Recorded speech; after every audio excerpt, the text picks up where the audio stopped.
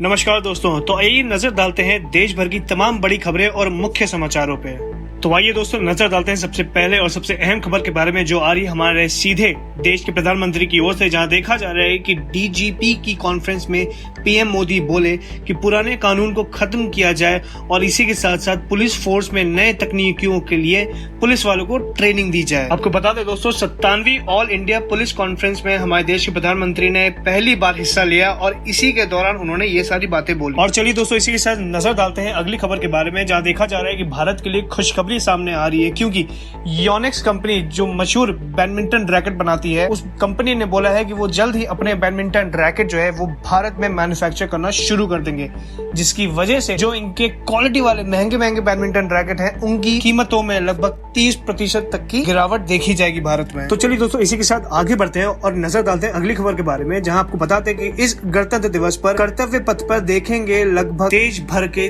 23 रंग बिरंगे झांकियां, और इसी के साथ साथ अधिकांश की थीम जो होगी वो इस बार होने वाली है नारी शक्ति। और अगर दोस्तों इस गणतंत्र दिवस पे झांकियों की बात कर ली जाए तो इस परेड में लगभग 17 राज्यों की और केंद्र सहित प्रदेशों की 23 झांकियां दिखाई दी जाएंगी। तो चलिए दोस्तों इसी के साथ आगे बढ़ते हैं और नजर डालते हैं अगली खबर के बारे में, जहां देखा जा रहा है कि शेयर मार्केट से संबंधित एक बड़ी खबर सामने आ रही है, क्योंकि गौतम अडानी जो है वो 5 बड़ी कंपनियों के आईपीओ लॉन्च करने की प्लानिंग कर रहे हैं। जी हाँ दोस्तों, तो इसीलिए अगर आप शेयर मार्केट में इंटरेस्टेड हैं तो नजर बनाए रखें उस पे, क्योंकि उनके मुताबिक उनका ये प्लान है कि इस आईपीओ के लॉन्च से जितने भी कर्ज हैं उसको कम करने में मदद मिलेगी बड़ी कंपनियों को। इसी के साथ साथ एयरपोर्ट से लेके माइनिंग यूनिट तक को वो अलग करेंगे इस बार के आईपीओ में। और इसी के साथ दोस्तों आगे बढ़ते हैं और नजर डालते हैं अगली खबर के बारे में, जहां देखा जा रहा है कि पेट्रोल और डीजल की कीमतों से संबंधित एक बड़ी खबर सामने आ रही है, जहां देखा गया कि पेट्रोलियम मंत्री ने तेल की कंपनियों से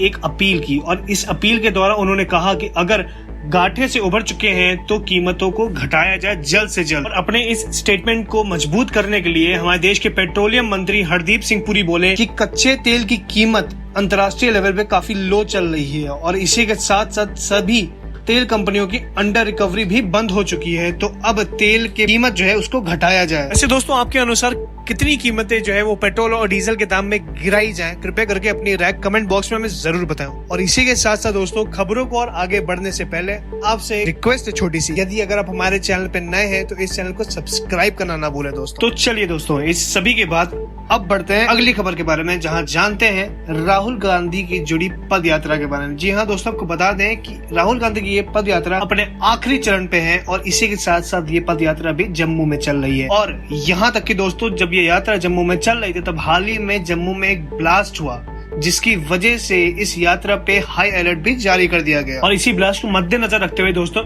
एनआईए की जांच भी चालू हो चुकी है और इसी के साथ साथ एलजी ने अपनी हाई लेवल मीटिंग भी बुलाई है। और इसी के साथ दोस्तों आगे बढ़ते हैं नजर डालते हैं अगली खबर के बारे में, जो आ रही सीधे उत्तराखंड की ओर से, जहाँ पे पहले से ही उत्तराखंड के सभी लोग जोशीमठ से पीड़ित हैं और वहाँ पे जोशीमठ की दरारों की वजह से जूझ रहे हैं। और इसी से संबंधित एक और बुरी खबर आ रही है उत्तराखंड वासियों के लिए, जहां देखा जा रहा है कि मौसम विभाग की ओर से एक ग्राफ उन्होंने दिया है, जहां पे उन्होंने बताया है कि एक बड़ा भूस्खलन आने वाला है और इसकी वजह से 2 लाख से भी ज्यादा लोग पीड़ित हो सकते हैं। वैसे दोस्तों आपको बताइए कि उत्तराखंड में हाल ही में जोशीमठ में जमीन खिसकने की वजह से वहां के आसपास घरों में दरारें आ चुकी थी। इसी के साथ साथ न ही से जोशीमठ बल्कि और भी ऐसे कई जिले हैं जहां पे घरों में दरारें आ रही हैं और अब मुसीबतें और बढ़ जाएंगी क्योंकि भूस्खलन का डर आ चुका है। और इसी के साथ दोस्तों आगे बढ़ते हैं और नजर डालते हैं अगले समाचार के बारे में, जहां देखा जा रहा है कि पंजाब में अब जल्द ही बनने वाला है खुद का फिल्म सिटी।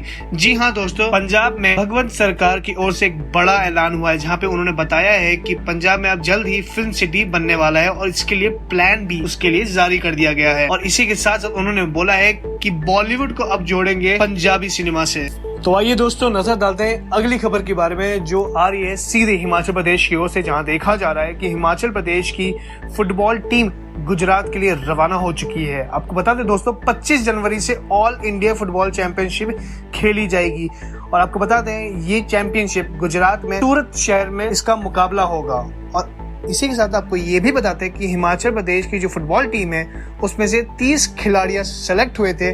जिसमें से 12 खिलाड़ी ही क्वालिफाई कर पाए हैं इस विजेता के लिए। अच्छा, वैसे दोस्तों अगर महंगाई की बात करी जाए तो महंगाई ना ही सिर्फ भारत में बढ़ रही है, बल्कि एक रिपोर्ट अनुसार सामने आया है कि जापान में अभी जो महंगाई है उसने 40 साल का अपना रिकॉर्ड तोड़ दिया है। गैस, बिजली और बड़ी बड़ी चीजों में जो रोजाना मर्रों में चीजें इस्तेमाल होती हैं उसमें काफी ज्यादा बढ़ोतरी हुई है। इससे ये साफ होता है कि ना ही सिर्फ भारत में बल्कि अंतर्राष्ट्रीय लेवल पे भी महंगाई बढ़ती चली जा रही है। और दोस्तों जापान की अर्थव्यवस्था इतनी कमजोर होती चली जा रही है दिन प्रतिदिन कि करेंसी भी उनकी अब धीरे धीरे घटती चली जा रही है। और इसी के साथ साथ वहाँ के लोग अब बोलने लगे हैं कि बच्चे पालना बहुत ज्यादा मुश्किल होता चला जा रहा है उनके लिए। अच्छा दोस्तों, जहाँ एक तरफ जापान वहीं दूसरी तरफ हमारे भारत देश के लिए खुशखबरी सामने आ रही है कोरोना से संबंधित। जी हाँ दोस्तों, आपको बता दें सरकार ने ये ऐलान कर दिया है कि 26 जनवरी को कोरोना के लिए नेजल वैक्सीन जो है वो लोगों के लिए उपलब्ध करा दी जाएगी।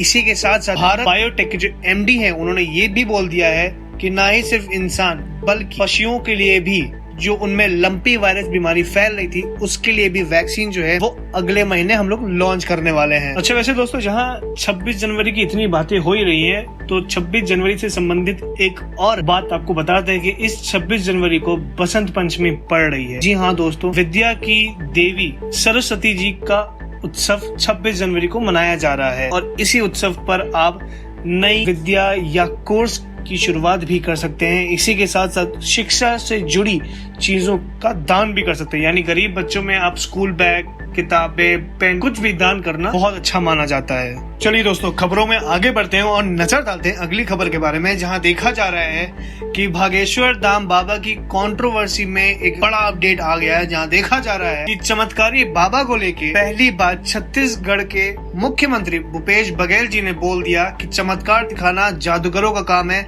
संतों का नहीं। दोस्तों रिपोर्ट अनुसार बागेश्वर धाम बाबा की कंट्रोवर्सी दिन प्रतिदिन बढ़ती ही चली जा रही है और जैसा कि आप लोग न्यूज में भी देख पा रहे होंगे। और इसी कंट्रोवर्सी से संबंधित एक और खबर सामने आई है, जहां देखा गया है कि पप्पू यादव जो बिहार के रहने वाले हैं उन्होंने खुली चेतावनी दे दी है बाबा को और बोले है कि हिम्मत है तो बिहार आके दिखाओ। ऐसे दोस्तों, आपके अनुसार कौन सच्चा है और कौन झूठा, अपनी विचार कमेंट बॉक्स में जरूर बताएं। तो चलिए दोस्तों, समाचारों में आगे बढ़ते हैं और नजर डालते हैं अगले समाचार के बारे में, जहां देखा जा रहा है कि श्रद्धा आफ्ताब केस से संबंधित एक बड़ा अपडेट आ चुका है। आपको बता दें दोस्तों, श्रद्धा के मर्डर केस के लिए 3000 पेज की चार्जशीट जो है उसको तैयार कर लिया गया है और लगभग 100 लोगों का बयान भी कलेक्ट कर लिया गया है। और यहाँ तक कि दोस्तों लेबोरेटरी से लेके फॉरेंसिक लैब तक के सभी जांचें जो हैं उनकी रिपोर्ट रेडी कर ली गई है और इस महीने के अंत में वो कोर्ट के सामने पेश कर दी जाएगी और उसी के आधार पे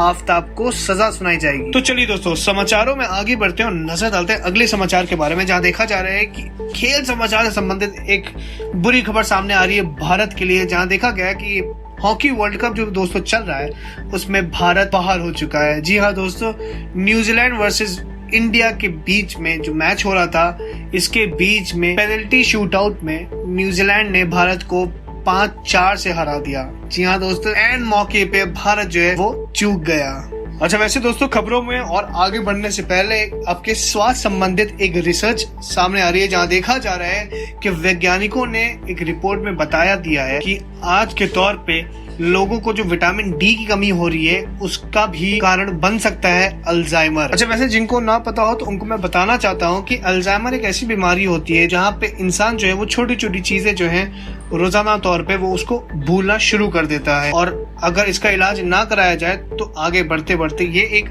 बहुत बड़ी बीमारी बन सकती है दिमागी तौर से। इसी के लिए हरी सब्जियां ज्यादा से ज्यादा आज के टाइम पे खाना शुरू कर दीजिए। चलिए दोस्तों, नजर डालते हैं अगली खबर के बारे में और आपको बता दें जिनका ड्राइविंग लाइसेंस नहीं बना है वो कृपया करके जल्दी से अपना ड्राइविंग लाइसेंस जनवरी से पहले बना ले, क्योंकि ड्राइविंग लाइसेंस के नियम कानून में एक नया अपडेट आने वाला है फरवरी के 1 तारीख से। जी हाँ दोस्तों, को बताते अगले महीने से आपके डीएल बनाने के लिए जो प्रक्रिया है उसमें मुश्किलें आ सकती हैं, क्योंकि अब ड्राइविंग के लिए जितने भी टेस्टिंग ट्रैक हैं वो सभी की सभी चीजें मैनुअल नहीं बल्कि ऑनलाइन कर दी गई है। तो चलिए दोस्तों, खबरों को और आगे जानने से पहले एक नजर डाल देते हैं मौसम विभाग की ओर, जहां देखा जा रहा है दोस्तों उत्तर भारत में वापस से ठंड बढ़ने का आसार देखा जा रहा है। और इसी के साथ साथ आपको बता दें, जितने भी पहाड़ी इलाके हैं, चाहे वो उत्तराखंड हो चाहे वो हिमाचल प्रदेश हो, वहाँ पे बर्फीले तूफानों की अलर्ट भी जारी कर दी गई है। और इसी के साथ साथ अगले 24 घंटे के लिए कश्मीर में सभी रोड वेज के रास्ते बंद कर दिए गए हैं। और यहाँ तक कि दोस्तों, अगर राजधानी दिल्ली की बात कर ली जाए तो IMD ने ऑरेंज अलर्ट वापस से जारी कर दिया है दिल्ली वासियों के लिए। वैसे दोस्तों, जहाँ एक तरह मौसम विभाग पे एक नजर डाली दी है आप लोगों ने, तो एक तरह सराफा बाजार पे भी नजर डाल दी है, जहाँ देखिए कि फिर से एक बार सोना वापस से महंगा हो चुका है। और अगर दाम की बात कर ली जाए तो लगभग सोने का जो दाम है वो 56,700 रुपए प्रति 10 ग्राम चल रहा है। और अगर चांदी के भाव की बात कर ली जाए तो चांदी का जो रेट है वो अभी चल रहा है 69,900 रुपए प्रति किलो। तो चलिए दोस्तों, अंत में नजर डाल देते हैं कोरोना अपडेट के बारे में, जहां देखा जा रहा है कि चाइना का वापस से कोरोना की वजह से बहुत बुरा हाल है। और आंकड़ों की बात कर ली जाए तो एक ही हफ्ते में लगभग 13,000 लोगों की कोरोना की वजह से मौत हो चुकी है। और यही नहीं दोस्तों, रिपोर्ट अनुसार ये सामने आ चुका है कि चाइना में लगभग 110 करोड़ जो लोग हैं वो कोरोना से संक्रमित चल रहे हैं। और अगर भारत देश की बात कर ली जाए तो भारत में कोरोना को लेकर हालात थोड़े सुधरे हुए हैं, क्योंकि अगले 24 घंटों में कोरोना के एक्टिव केसेस मात्र 140 ही सामने आ रहे हैं। और अंत में दोस्तों, ऐसी ही और खबरों को जानने के लिए AN तेज न्यूज को सब्सक्राइब करना ना भूलें। जय हिंद, जय भारत।